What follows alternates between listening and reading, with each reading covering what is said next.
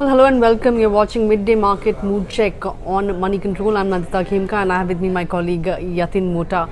Well, Yatin, it's turning out to be another terrible Tuesday, if you may call it so, because it's a triple-digit cut on the Nifty. Absolutely. It's down below the 18,000 mark, and what's dragging the market down today is the entire PSU banking pack. The Nifty IT basket is also weakish after TCS reported a decent set of numbers in the third quarter. Given the fact that Q3 is largely a weakish quarter, seasonally weak quarter for the IT basket, I think TCS has done pretty well, given the fact that it has beaten its revenue estimates, clearly, even though profit and margins have been largely missed.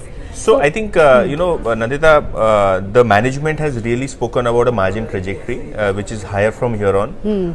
Numbers are not bad in terms of the growth, which is there in a seasonally weak quarter. And in terms of deal wins, in terms of the management commentary, I think nothing was really very negative.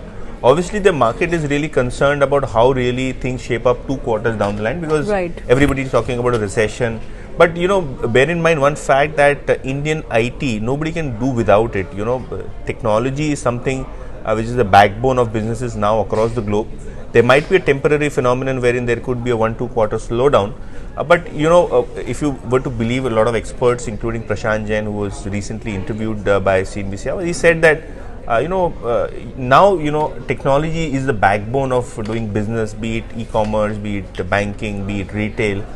So there could be ups and downs in the short term, and probably there are higher chances that Indian IT companies could do well. Obviously, this is a period of consolidation. Sure. And as you're mentioning, numbers are not bad, but certain things like the margins, the hiring numbers are not that great. In fact, the headcount reduced by almost 2,200 odd employees. So these are the factors which are impacting. CEO Rajesh Gopinathan has also said the same thing that you said, that the problems in US and Europe will be transient, even though by the end of the year there may be some bit of a resolution there. And going forward, the demand environment in UK and US is all, the management is pretty upbeat on that going forward. And in fact, he's also highlighted that the double-digit growth will be back for the IT space sooner than expected. So that's one thing that is. In fact, but have you seen what the brokerages have said about TCS after the show? No, so I think mixed. It's not mixed. Rather, the bias is positive only. Obviously, it's like there are hits and there are misses. But more or less, it's like a neutral inline kind of a number. So no major changes by brokerages. And shifting gears, Nandita, from TCS to what's happening really at Nifty 50. Tata Motors is one of the top gainers, and the reason why it is up, because there was a sequential 6% growth in JLR volumes. JLR is where Tata Motors bulk profitability rise. It's a major part of the business. So we have domestic business where electric vehicles are doing well, truck segment is doing well, and now JLR has come out with a record order book of over 2 lakh units.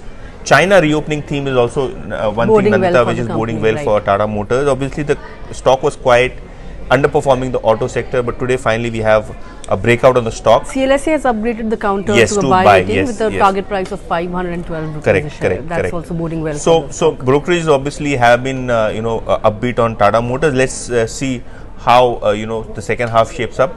Management is hopeful that the chip shortage, the semiconductor shortage is more or less getting resolved, and the volumes will pick up.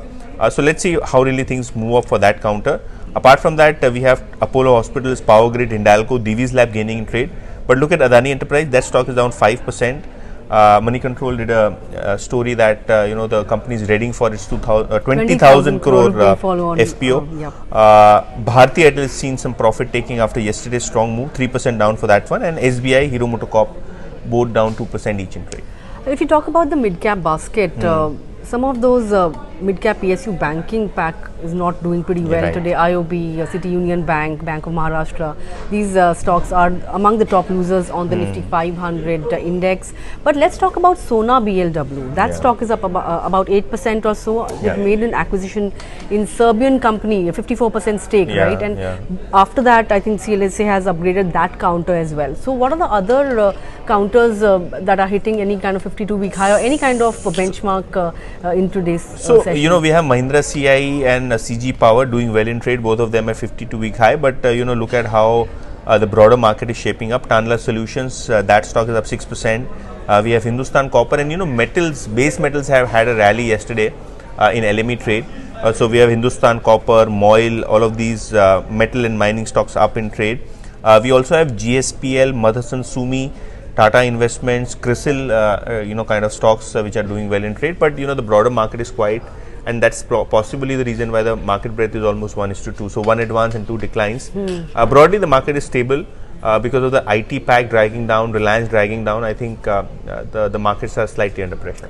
But you wouldn't call yesterday's up move just a short covering rally as people say? No, because yesterday the FI had sold some 200-300 crores of equity, but look at the DII buying figures, more than 1,500 crores.